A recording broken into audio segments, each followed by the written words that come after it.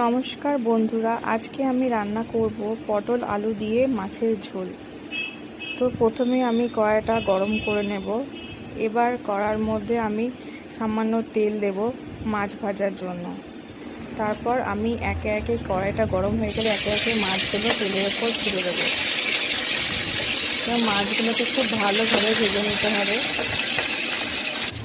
এদিকে আমি মশলা তৈরি করে নেব। বাটিতে নেব আদা, টমেটো, নেব হলুদ এবং একটু বেশি করে জিরে গুঁড়ো। এরপর মাছগুলোকে আমি তুলে নেব। এবার ওই তেলে সামান্য পরিমাণে কালো জিরে দিয়ে কেটে রাখা পটলগুলি ভালো করে ভেজে নেব। তার সাথে আলুগুলো দিয়ে কিছুক্ষণ 10 মিনিট ধরে একটু ভাজবো।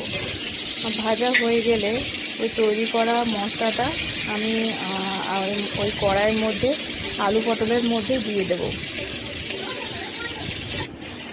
দিয়ে দেওয়ার পর আমি ওখানে দুটো কাঁচা লঙ্কা দিয়ে দিলাম। এরপর আমাকে আলু পটলটাকে খুব ভালোভাবে কষতে হবে। 10 মিনিট ভালোভাবে কষার পর যখন দেখব তেল ছেড়ে যাচ্ছে তখন সামান্য জল দিয়ে দেবো সেদ্ধ করার জন্য। আমি যেহেতু ঝোল করব মাছে, তার জন্য একটু বেশি পরিমাণে জল দেবো।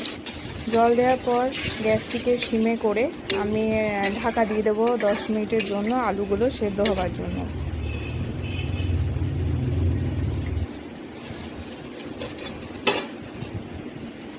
10 মিনিট পর ঢাকা খুলে দেখব আমাদের মাছের ঝোল একদম রেডি। এরপর মাছগুলিকে আমি একে একে ছেড়ে দেবো।